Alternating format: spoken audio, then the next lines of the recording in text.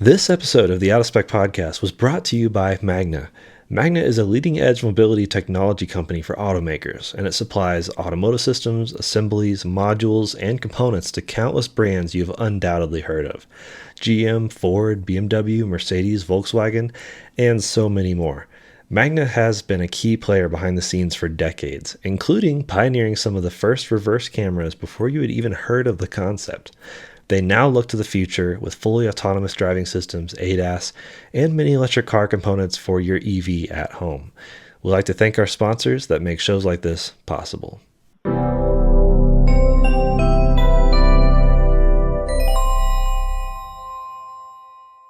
Hey, welcome back to the Out of Spec podcast. I have Kyle here with me and Zack Klapman, special guest from The Smoking Tire. And you've done work with Drive. You've done things all over the place. You like M3s. I mean, what else is there to know about you? My love-hate relationship with M3s. Oh, yeah. But I mean, I kind of wanted to ask, how you got your start, because I think a lot of people know, things you're currently involved in, but not many people know where you came from and how you even approached cars. Sure.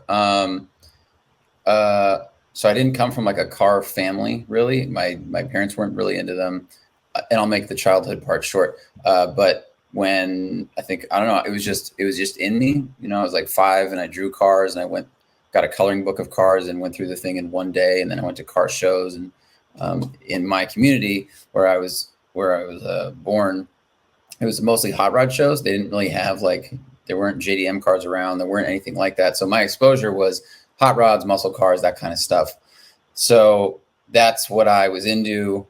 And in high school, I had a 65 Pontiac that I worked on with my friends, and I was in a muscle car club. And this was before I knew that cars could turn and stop, really. So eventually some of my friends moved to Volkswagens, and I learned that they could turn and stop. I was like, oh, this is fun. And so I was just always into them. Excuse me.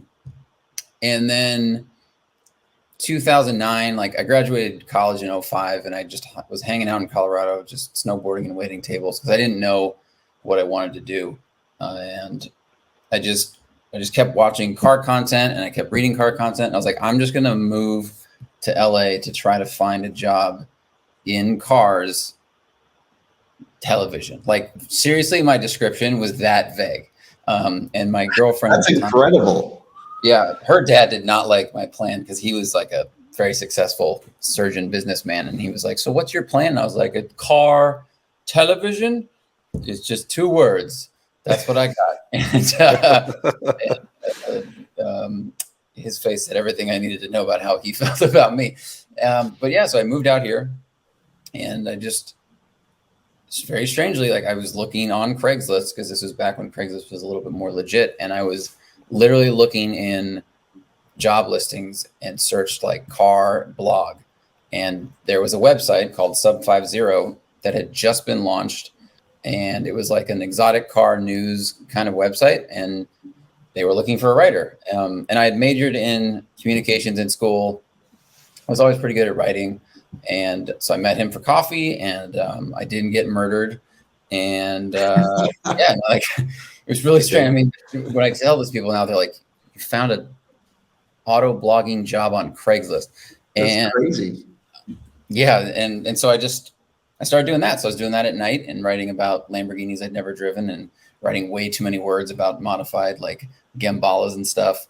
And so I moved out here in January of 2009, and 2 months later, I think Matt Farah and his business partner, Tom Morningstar, moved here and started The Smoking Tire. And I was following them because I was following Garage 419, and they put up a listing that said, hey, we're looking for writers for our website. And so I sent him the stuff I'd written for Sub50, and he liked it. And so I started writing news and whatever stories for The Smoking Tire. And then I went to a barbecue and met them, and they were like, well, we're doing this video thing. Do you want to help? And I was like, I mean, yes, I don't know how to do anything. I can drive okay, and I can carry stuff. But basically the answer I gave, which is the advice I would give anybody who's looking to do something, is just start saying yes to stuff that is related to what you want to do, and you just keep walking forward. So I started helping out on shoots just as like a PA camera car driver. And then 2 years after that, by the way, I don't know how long you want this story to be. So if you need me to jump ahead. Yeah, no, this is great. So 2 years after that, Matt filmed a Ford GT that was owned by this guy named Dave Houston, who is a successful businessman, and asked if Matt had ever thought about making a TV show. And of course, the whole plan with TST from the jump was audition for television on the internet. So we were making, what we would call like pretty high quality video reviews. I mean, we'd shoot for 14 hours. They were cut together like cheap Top Gear, structured voiceover, music, all those things. And so of course the answer was yes. And we got in touch with a producer, and that developed into something called The Car Show, which aired on Speed Channel. And it was Matt, Dan Neal of the Wall Street Journal, Adam Carolla, and John Sally. So, 2 years after moving here, it's like we're making a car TV show with two household names, and then Dan Neal, who's like a household name in the car universe. Mm-hmm. And it was pretty crazy. And the show is crazy. I didn't realize it was 2 years after you had moved to Los Angeles, because obviously, as a fan of everything you guys have done since the early days, back from the Garage 419 days, what Matt was doing back then, I didn't know it was that short period of time before the car show. That just seems rapid. It is. I mean, it's not normal. Like, I think, there are plenty of people that move out here to LA with some kind of dream, and it can take a very long time. Look at like John Hamm. I think he didn't get famous till he was like 44, and he'd been living here for 20 years. So like, that's an example of someone who came out here with a dream, and it took a long time. But yeah, it was like, I don't know if it was just right place, right time, but we've been making the content. We were also really early in car internet video. I mean, at that time, there was like VOD cars. There was a lot of channels that were just showing like Gumball 3000 stuff. Yep. And this was like Top Gear was still being torrented. You couldn't watch it anywhere. There wasn't streaming car content. I think Motor Trend was around, but we were really, really early, and kind of one of the first channels that was, an upstart YouTube channel out of nowhere that was reviewing cars and doing, what we would call high quality content. So I think we were kind of first mover advantage. And it was nuts. Like the show ended almost as quickly as it came about, which so we had this amazing high, and then this crash. And that was a bummer. But what was exciting is when the car show came about, I was still waiting tables, and then I was able to quit that job after doing it for like 9 years and just do the car thing. And when the show ended, I was like, fuck, I'm not sure if you could swear on the show, but I was very crestfallen.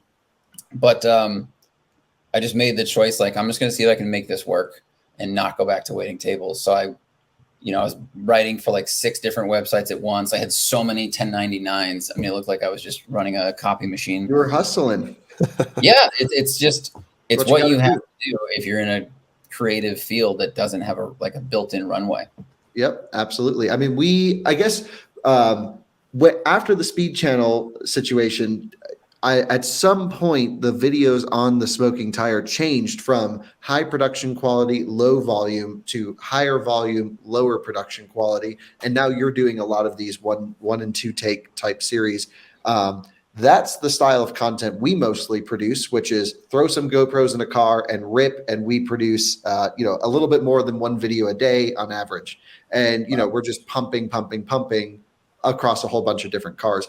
It's very similar to the strategy you guys have taken, but when did you realize that was the switch you have to take to basically make YouTube happy? I think it was like 2014 or 15. So it was after the Speed Channel situation. Oh yeah. It was a few years after so Speed Channel ended, and we kept plugging away, and then we got the job on the Drive Network, making Tuned. And then I produced Big Muscle with Thaddeus Brown and Mike Musto. So that was peak automotive YouTube, I think. I don't think you can go.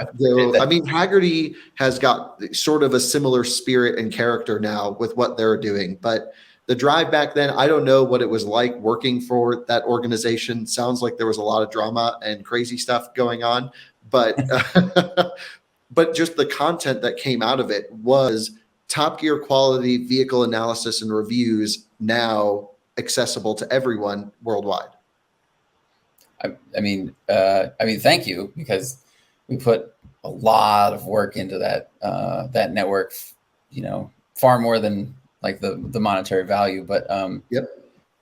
yeah, it was like the right thing where I think everyone involved in that channel was like having their dream realized of an opportunity to make video about cars, whether it was Musto or Faro or Harris. It was just like, oh, here's a thing, and it has a startup feel to it. It's not a Motor Trend, which is an institution, or Hagerty, like to your point, they do really, really great content. It's really high quality, but because video across the board has become such a important product, like there's a lot of monitoring on it now, especially if you have a large company, you want to make sure it's doing well. What kind of shows are you going to make? With Drive, it was like JF or, the people up top would just sit in a room and go, well, what segment do we need a show about? I was like, well, okay, we probably need a muscle car show, or I think Musto pitched that one. Like, it's just, what are we interested in? Okay, let's make a show about it. And then either find someone to make it or they'd make it themselves.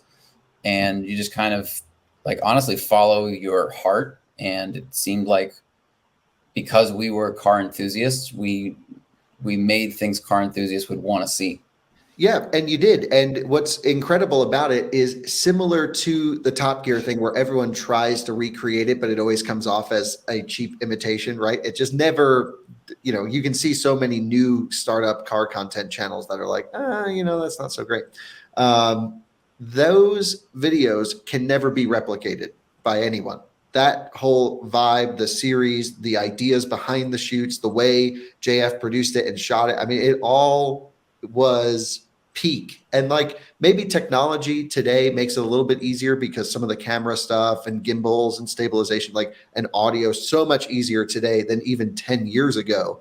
We can get close, but like, damn, that was, even us, like when we were figuring out what's the best direction to take the company, we referenced a lot of the Drive stuff from early on. And we're like, is this our goal, or what is the goal for the videos we want to make? And ultimately, we decided just to take a totally different direction because you just can't replicate that. It was just, that is what it is. And there's no way you could ever recreate it. It was amazing. And it lasted far too short, unfortunately. And I mean, so what's next? Obviously, Hagerty's got this thing going. I know there's a lot of monitoring on stuff like that, but it seems like they're sort of rekindling a little bit of that fire from back then. What's your impression?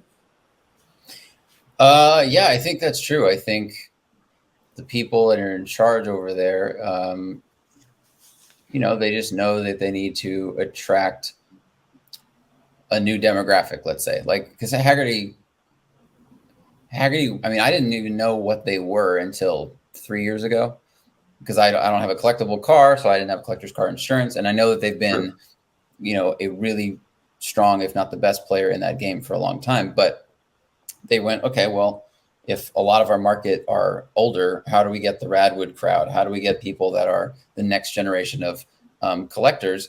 And you're not going to do it with like pamphlets and printed advertising. So a weekly newsletter, right? Or just ads, because you can insure a lot of cars with other insurance. Although from what I hear from like Camisa and Matt, who were both customers before they made shows for Hagerty, like they really like the experience. So I think what they did was smart. They're like, all right, well, let's hire some people and let's make some videos. And I think they are putting out, a really interesting mix of stuff. And some of it's doing really well. I mean, Camisa is just obviously hitting it out of the park all the time. He's really very good at his job. Fire right now. It frustrates me. It doesn't frustrate me. I'm just like envious of his attention and his drive and his knowledge. It's just like otherworldly. Yeah. Yeah, that's what he's doing. Jordan, have you seen those Lucid videos that he did? And then the drag racing stuff? It's pretty insane. Multiple times. Just the planning it out, the practical effects. Like, I love it. Yeah. I can't take enough. And like you said, Kyle, it's like Top Gear was magical. And then to do something else, kind of like musical cover songs, it has to be different or better. And it's really hard to be better and recreate that magic. So everyone else needs to be different. And so it's like, what do you do to find your niche to separate yourself from an otherwise growingly saturated market? And I always think there's room for more creators, more creativity, but it is becoming harder and requiring more and more push and drive. And just like you were doing, Zach, when you moved to LA, just like go after anything you can, because who knows? I mean, it's so much about connections. And if you don't drive and push, you're not going to make connections and you're just not going to go anywhere. That is such an important thing. I think that whole cliche pops up in my head like every 6 months of like, oh, it's who you know out here. And I think people usually say it with a negative connotation, like you can't get anything done if you don't know the right people. And I've just realized that like if you come out here and start doing stuff, you will meet people that do things, and then you know the people who are doing the things. Like it takes, I think a lot of people think you have to, if you want to move out here and become an actor in a year, you need to know somebody. It's like, okay, that's possible. But if you come out here to be an actor and you act for 6 years, you will meet people that will then end up in positions of production or casting or something. And then you're the person that knows the people. Like if you do the thing, you meet people that are also doing the thing, and then you become someone who knows the right people. It just, like 100%. You said, you have to make the connections. Yeah, that mentality can go both ways. It's like you can be depressed because, oh my gosh, I need to make connections, otherwise I won't get anywhere. But on the other hand, it's simple. You just got to make connections, and then you can usually get somewhere. So it's just, it's harder for like introverts. And so I have so much respect when I meet someone who is like clearly not a people person, yet they've like very choicefully found the right people. And there's people that just talk to literally everyone. So it's there's no textbook way to get involved and get started. And a lot of people reach out. I'm sure the same for you of like, how do I do what you do? And then Kyle always pulls his phone out of his pocket and says, "Do you have a phone? That's all you need to start." Totally. Like, do you have a phone? Do you see a car driving by? Just comment on it. Yep. Yeah. If you just do the thing. Yeah, just start doing it. And YouTube's free. It's not like it costs money to post stuff. So just start posting. I mean, that's to do the way we do it. Now what we've been struggling to do here in Colorado, strategically, we moved to Colorado because we're number 2 in the state, right? So like when a car comes to us, that's pretty nice and spicy. It will go to our main competitor, and then we get it second, which is great. In LA, we'd be like number 948.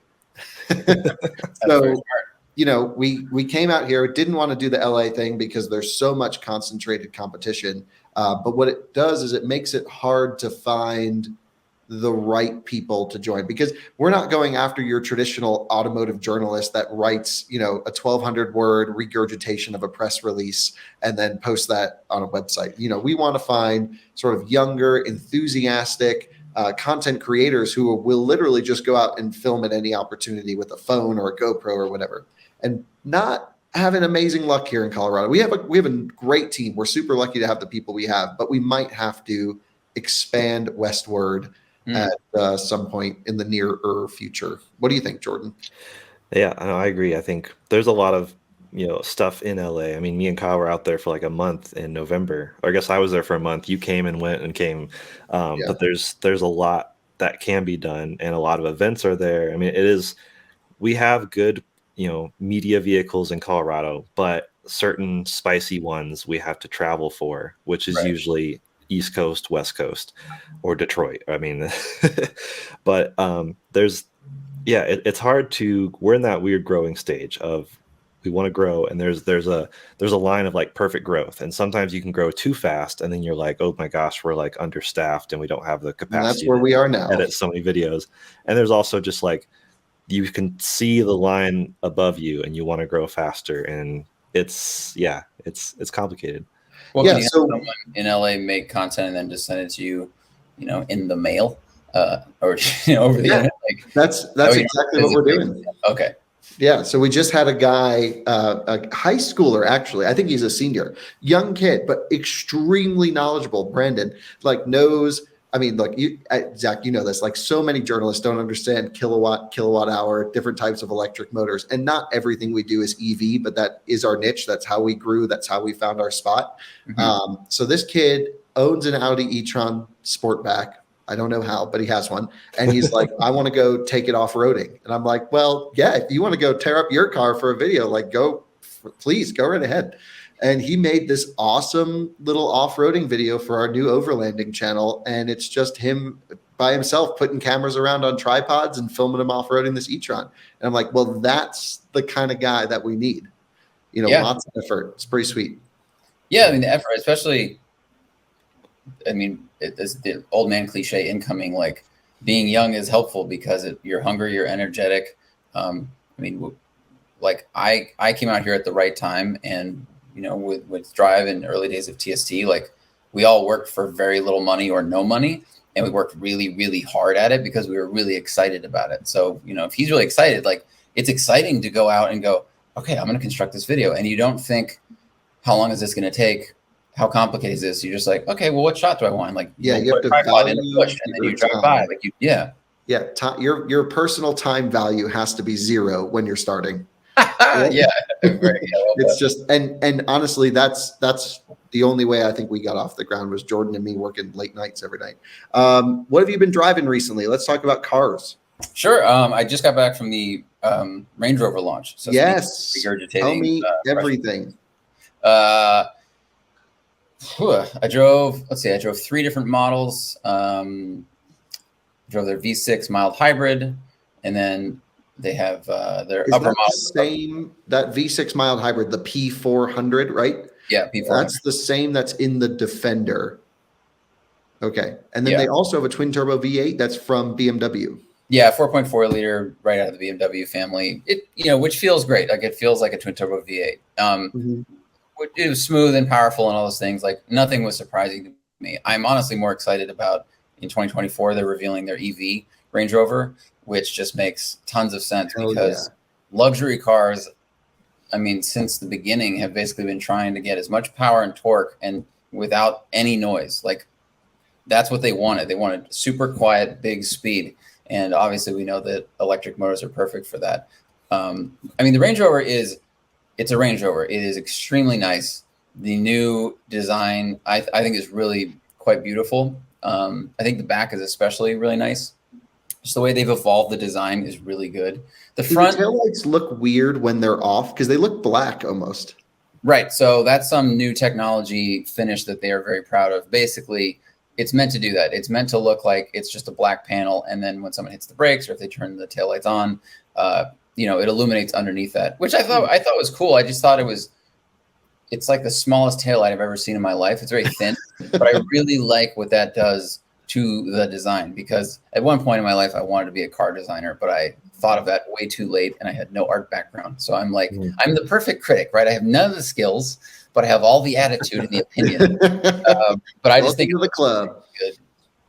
Yeah. And then, I mean, the interior is another good step forward. I remember the days when all the Range Rovers had like nothing but green gauges and screens inside. Yes. And this was like early 2000s. And L322 generation.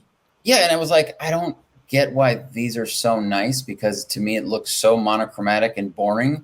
Okay. Yeah. Like, there were lots of functions, but just aesthetically, like I was a valet at the time. And I remember driving an Audi, which had a much prettier interior with, the blue and red and chrome dials and different surrounds. And then I'd get in a Range Rover and be like, it's just green. Like I get it. So that is not a problem. I mean, the new one is really, really nice. And they're trying to move it up market. So, they used to top out like in the upper 100s. And then one of the specs I drove, which was the SV long wheelbase, is like $270,000. Yeah, the big boy.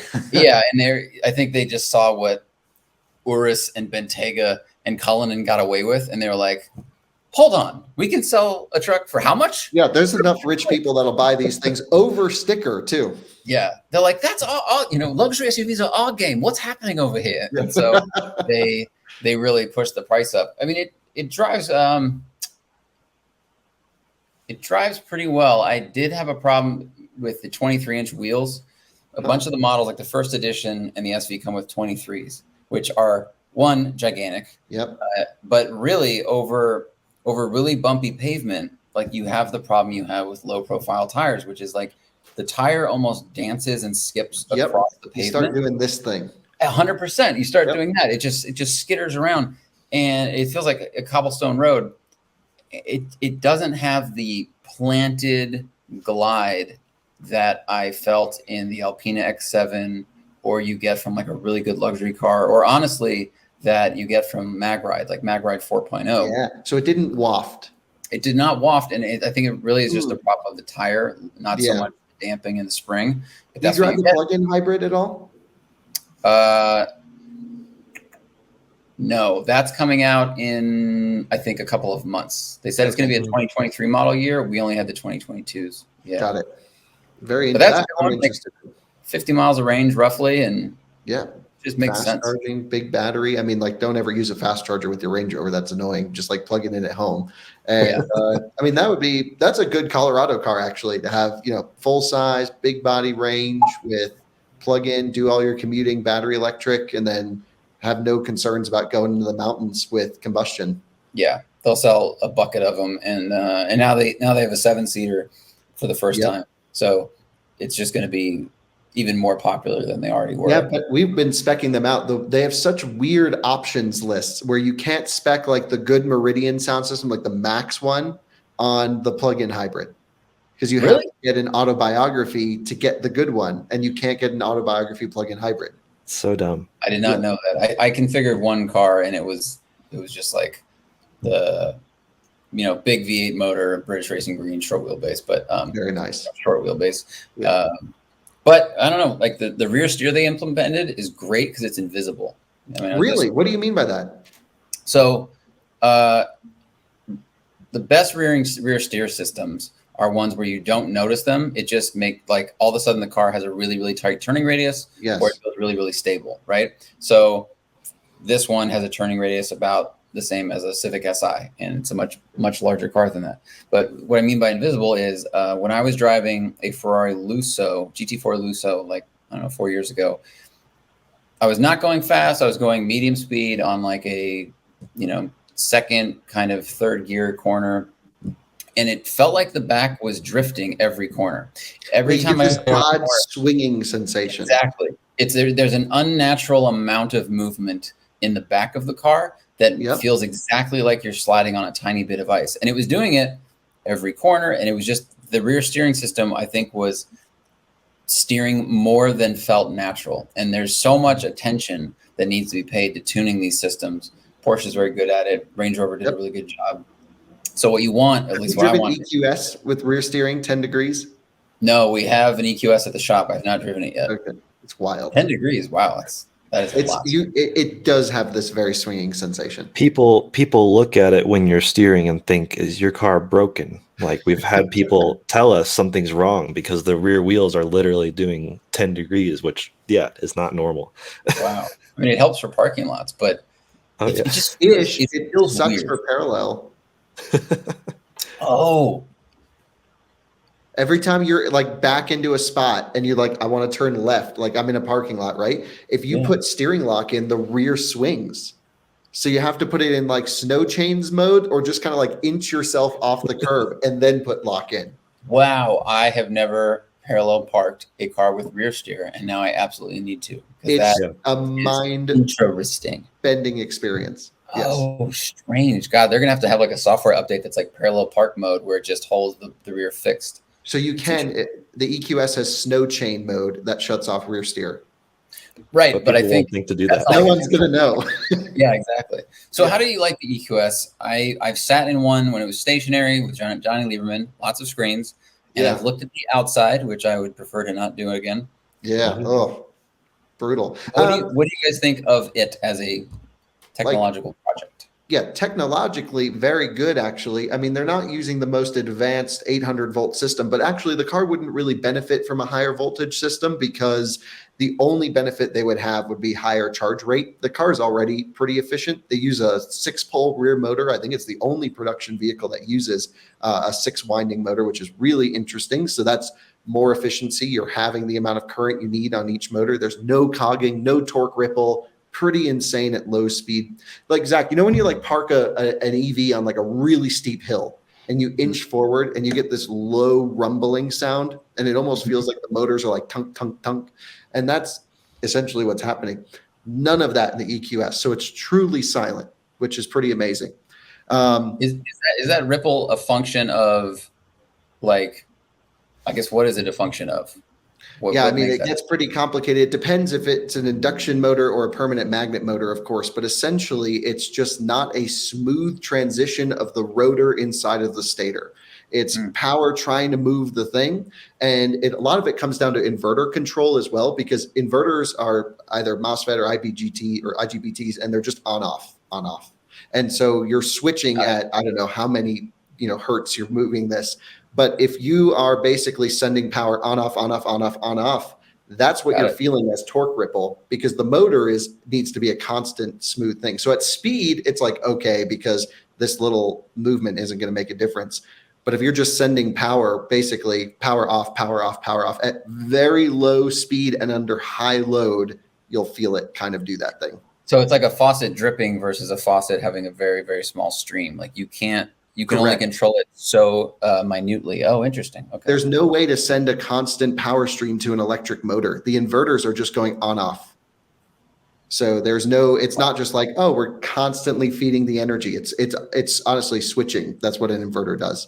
And that's why you lead to torque ripple and, gear train mesh over time, things will start to get worse. But back to the EQS, like insanely good motor calibration, insanely good route planning, battery preconditioning, plug-in charge. They got the 3 things every EV needs for a road trip. God, is it freaking ugly, and it just doesn't drive right. It drives really well. The brake pedal is bad. Brakes suck. It's the worst brake pedal of any new car on the market. Did you find that it porpoised on the highway? I remember seeing, I think Camisa had a post on Instagram of just like the damping where it kind of like, it for people that don't know, like you go over a bump on a highway and normally what you want is the car to like go down the bump and then settle immediately. But sometimes if the car has bad shocks, it goes up and down a few times, like it just went across a wake. It's like an old Lincoln Town car. You're just kind of rocking down the road. I actually think it's kind of fun. I don't mind the highway ride. What I don't like is driving it aggressively. It falls apart up in our canyons, at least, because I'm like, no steering feel. The brake pedals like in the floorboards coming into the brakes. We set the brakes on fire. Like it just had no performance cred. But I do have to qualify this with our car. Both of the cars we tested were on snow tires and not on summer tires. And snow tires and performance don't go hand in hand. So it's really hard to get an accurate representation. The car goes really far in a charge. I run every EV. The most boring day at work is when I have to do range testing, which I don't know why people watch these videos, but they suck to make. And so I do a 70 mile an hour loop style test, and it did 347 miles, something like that, at 70 on the highway. So the longest EV I've ever tested, driven the air, but never range tested the Lucid Air. Never want to. That will really suck. Yeah, your bladder can't handle it. A friend of mine range tested the Lucid Air, though, in the same testing procedure that we do. We've matched them up, and he got 500 miles at 70 miles an hour. Wow. Crazy. Which is insane. That is amazing. Yeah. That is I like that car a lot. That was very impressive. Me too. I'm a Lucid Air. I'm into it. I hear the software is a little buggy on some of the stuff. I have a friend that owns one, and Lucid said like we need to wait for a couple software updates for them to get us a car. And I'm like, well, they're on sale. Like, let's go. And so I don't know. We're just gonna borrow our friend's car. It's funny. Like the over-the-air update is like a great system for I think all cars, and it's when a new car company has that, it's like, oh, they had a problem. But I think back to like when the new C8 Corvette came out and the trunk was opening, and they tried to do an OTA update to fix that, and then it didn't. It was a hardware issue. Right. But like, it's like, just remember, everybody, that even V8 sports cars from companies that have been around for thousands of years, like they also have problems. Yeah, and so the big thing for me is like everything's going to have problems at launch. We've been spending a lot of time with Rivians, for example, put about 5,000 miles on them now. And, glitches, problems.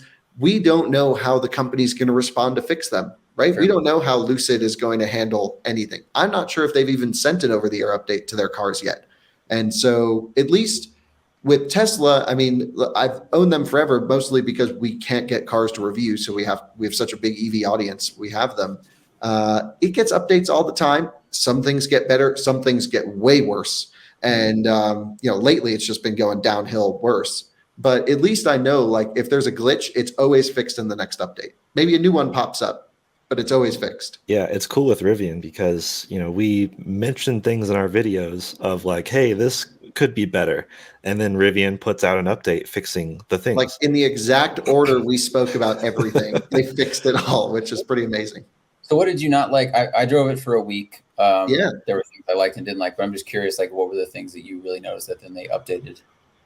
So mostly not things we didn't like, but things we found that could be improved. So a lot of it centered around charging.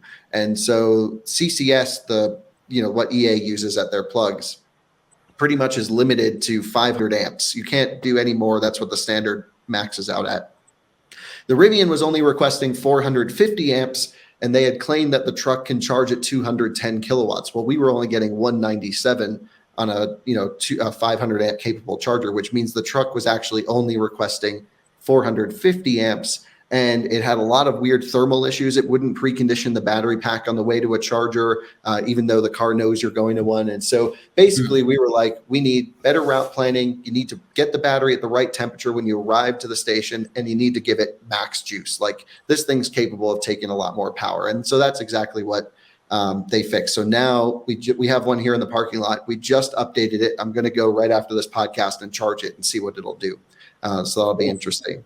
The next was under loose surface, so deep snow and mud, because we really put this truck everywhere we could. Two things would happen. One, we could not get enough wheel spin. So we would just basically bog down, and I'm like welded to the floor, and I'm like, look, spin up, like we're about to get stuck. Wow. So that was bad. And that's with ESP fully off, everything turned down. Were you in snow mode or drift mode? Like, what mode were you in at the time? Tried them all, because there's no mud mode and there's no snow mode. And so that's what it needed. And so basically they didn't the add Range Rover had a grass mode, which I was like, what does this even mean? So yeah, Range Rover got real specific. Rivian needs to get a little more specific. Sorry, continue. Yeah, no, you're absolutely right. What would you do? Just drive down your lawn in your Range Rover? I mean, we literally drove up and down like vineyard hills that were grassy, but even so, I was like, can't a sand or a dirt, like, because ultimately they're measuring wheel speed, yes, slip, torque. I just thought, like, and you know what? Some engineer out there might be screaming, going, no, this is more, the grass is slipperier than this. We did need this. It's a little bit more fine tuned, but I thought it was just so on brand, because like you said, this is for you driving down your estate lawn, right, to your vineyard. They should have taken it further and done like, okay, we got Bermuda grass, we got Kentucky bluegrass. Yeah, you play 18 holes and then. Yep. And so basically that was not so much of an issue. What was the issue with the Rivian was on steep descents. Like, I'm coming down trails in snow. I'm sure you've experienced this. When you drive like an EV hard and you're loaded up and you like hit a bump under regen and it kind of free rolls for a second because it's trying not to lock the wheels, because the motor's slowing so hard it would basically lock them. When you're going downhill, or when you're driving hard and you get slipped? No, downhill. So under regen, it's basically like traction control, but for the motor trying to charge the battery. It's ABS simulated by the electric motor. Yeah, we had that a little bit when we took ours off-roading. Probably less than in the snow, because we were on a fairly rocky surface that had a lot of grip. Yeah, good in rocks. It's good in rocks. But in the snow, it would basically, pulsate the motor. It would, slow down, let up, slow down, let up. And as soon as you hit 7 miles an hour, it would just go full lock. And then you lose all steering, and, you're on a hill. So you lock up, and I'm like, whoop, going down. So you actually have to apply throttle to unlock the wheels and then regain steering. And, I've driven enough EVs where I'm pretty comfortable. Like, I knew what was going on, no problem on the throttle. But I'm thinking, like, my mom leaving a cabin in Vermont in her R1S, like that's dangerous. That's a very real problem. That's a very. So I think my eyes are quite wide right now. So yep. So they fixed that in the new update, apparently. So we're going to try and hopefully we get some snow. I don't know, but our friend owns this truck up the street, which is great. So it was nice of Rivian to send us a truck out here for a week, but now that we have so many viewers that own these things, we kind of don't even need them. We just borrow them from people in town that watch our stuff.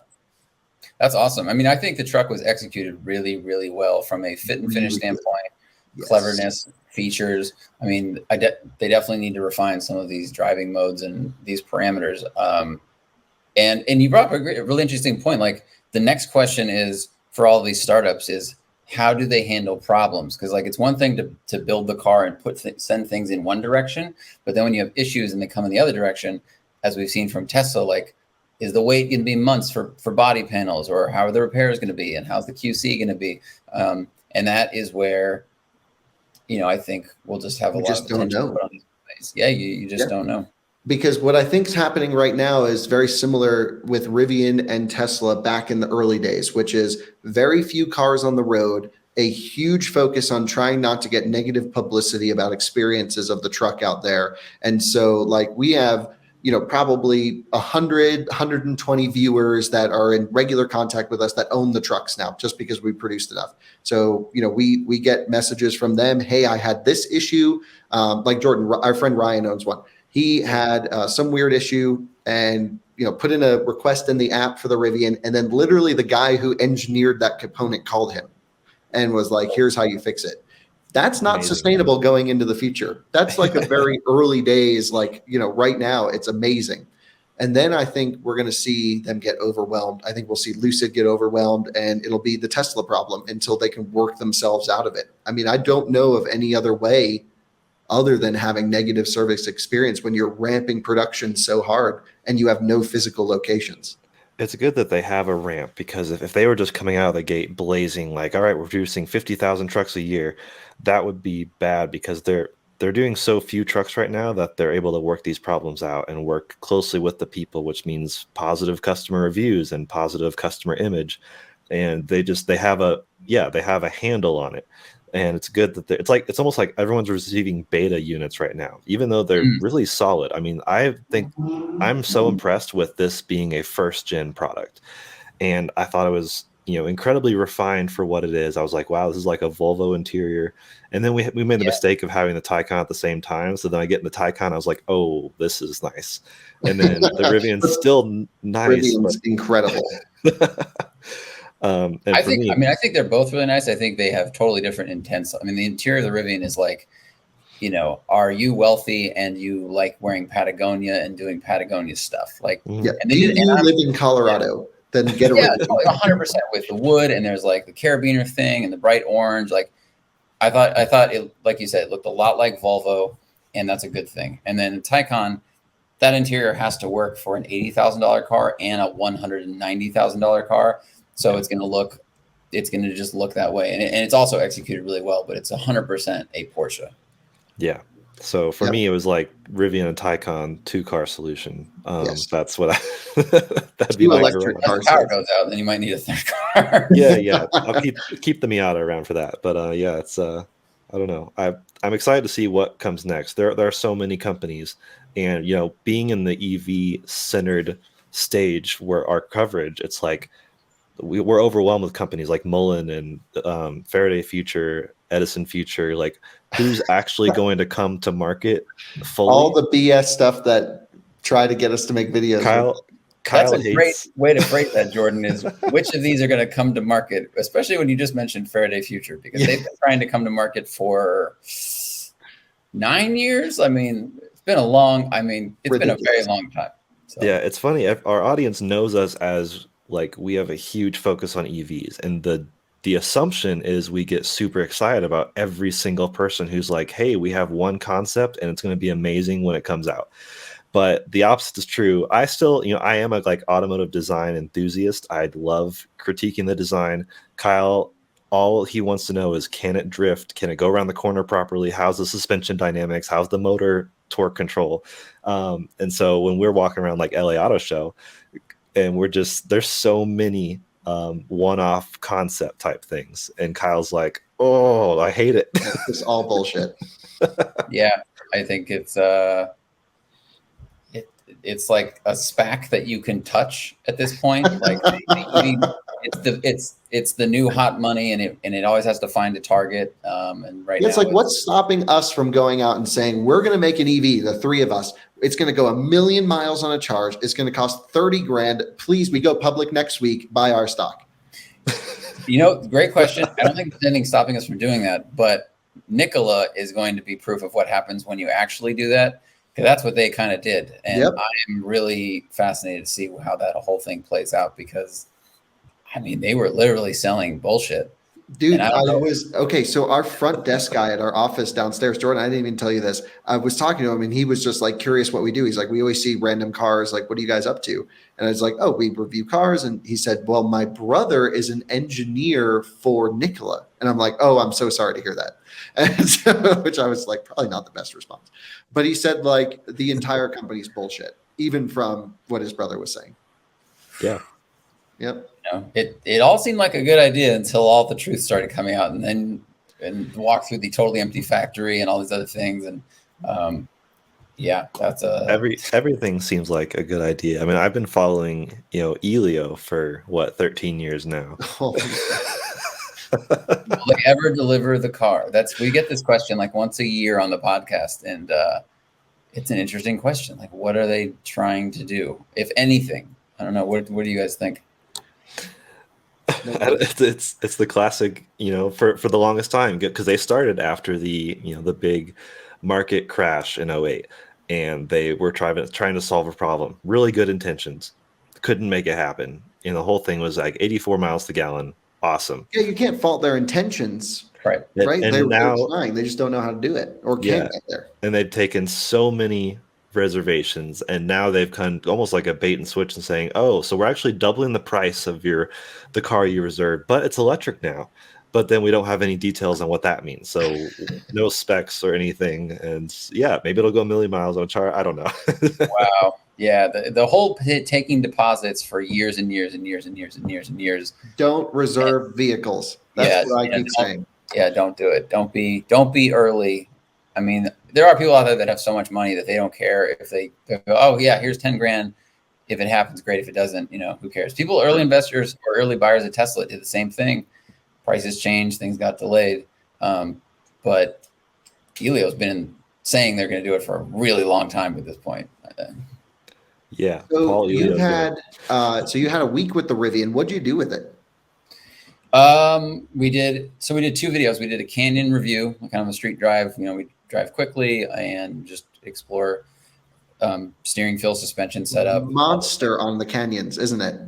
For a truck, it's insane. For a truck, what the F? It's mind bending. Oh, I'm sorry. I have to jump off in 10 minutes, but I was shocked at the steering feel is really impressive, and the accuracy of it, the ratio, the off-center steering, all of that is really impressive for any car. I mean, if you had that steering in a modern sports car, you'd be happy with it. Yep. And that's huge vote of confidence. And then it just felt agile. I mean, the thing weighs, what is it, 8,000 pounds? I don't actually know. I think it's a little less than that, but 7,100. Yeah. 7,100. I mean, it is heavy, but we drove the same canyon road that we had filmed the BMW M240X drive on.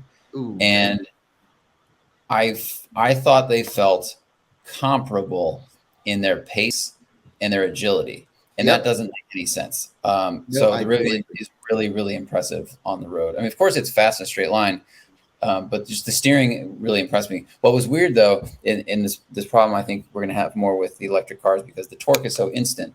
So if you start hitting mid-corner bumps, you get this weird porpoise effect because the foot you have on the throttle is like literally bouncing with the truck. And then because there's so much torque, you are now pressing the gas a little bit and then letting go a little bit. And now you're going fore and aft and up and down. I don't think it's an EV issue. I think it's a Rivian issue.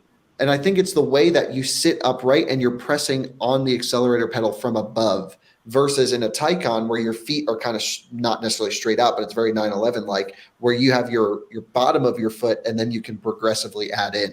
I had the same thing in the Rivian too, but I've never experienced it in other EVs. The only time I remember experiencing it distinctly is Jaguar F-Type, I think. With that V8 that was super responsive.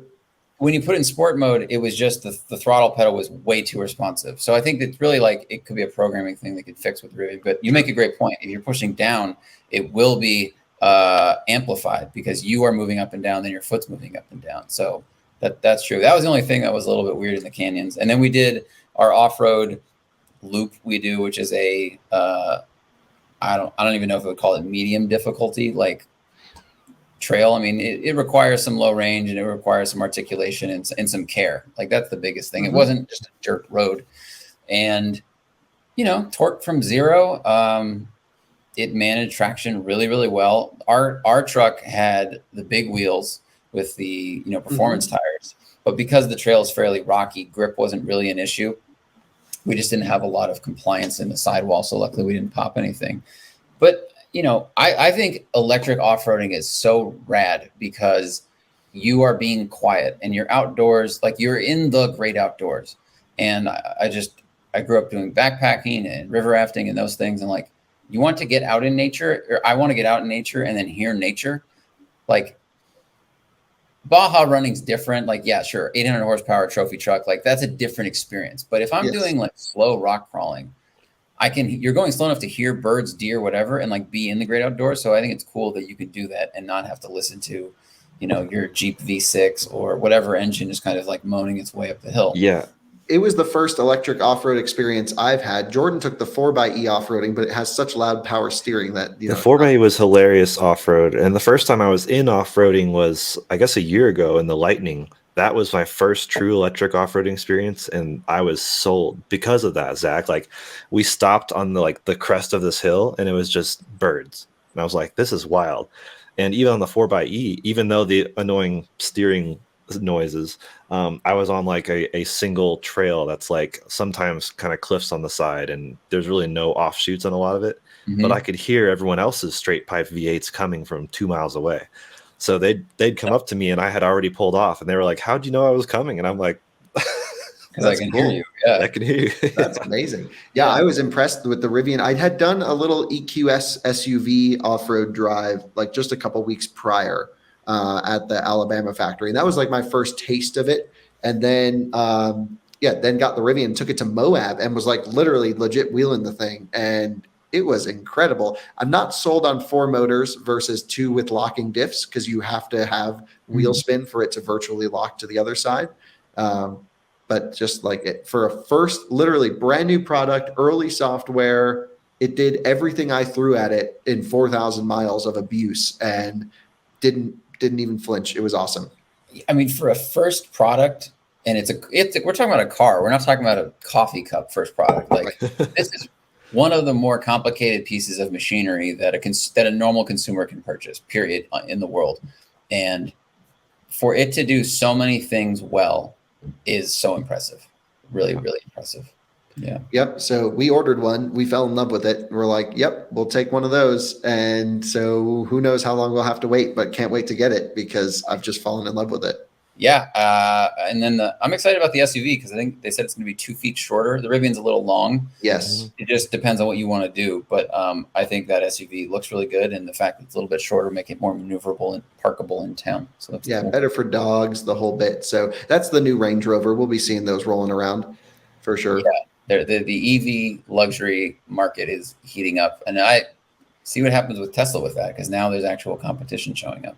Oh, there's so many better cars on the market. The big thing with Tesla is you're buying into the network too. Right. And so we just did a race to Vegas where we raced 5 electric cars at 5 over the speed limit from here to Las Vegas, 2 Tesla, 3 CCS cars. And the Tesla came in 3rd. So everyone's myth that you need a supercharger network to go places is like, nope, you don't. You can just literally buy a Taycan or for half the price, an Ioniq 5 and smoke a Tesla. Yeah. As long as, I've just had those problems where the charging stations have been inconsistent with EA and stuff, but those are solvable problems because most of my issues have been with the UI and the connectivity and the card readers. It hasn't been the power unit itself is not turned on. So I think processing. Yeah. So that's seems like a simpler fix. So once they get that, you're right. I mean, Tesla is losing its aces in the hole, basically. Yeah. Well, I have to jump off soon, guys. I have a call in 5 minutes. No problem. Thanks so much for coming on, Zach. Really appreciate it. And that was awesome. yeah, I guess to everyone else, follow Zack on Twitter, Zack Klapman. I think I got that right. Let me know if I didn't. That's correct. Twitter, yeah, Twitter just at Zack Klapman, and then Nice. Instagram is the real Zack Klapman. And yeah, thanks guys. This is great. Like you guys put out really interesting content, and you cover a lot of subject matter that I don't have like the time to pour all my energy into the EV space and electric space. But like I really like how you guys have focused on that, whether it was intentional or because that's what the market led you. But you do a really good job. So I learn a lot from you guys. Really appreciate it. And yeah, next weekend we're doing BZ4X versus Mirai, LA to San Francisco and back if you want to join. I drove a Mirai last year, and is that was enough. I got stuck in a Honda next. So maybe the BZ4X will have a different name soon. That'd be great. God, what is Toyota thinking over there? Anyway, thanks for watching. Awesome. Thanks. Yep. Thanks, everyone.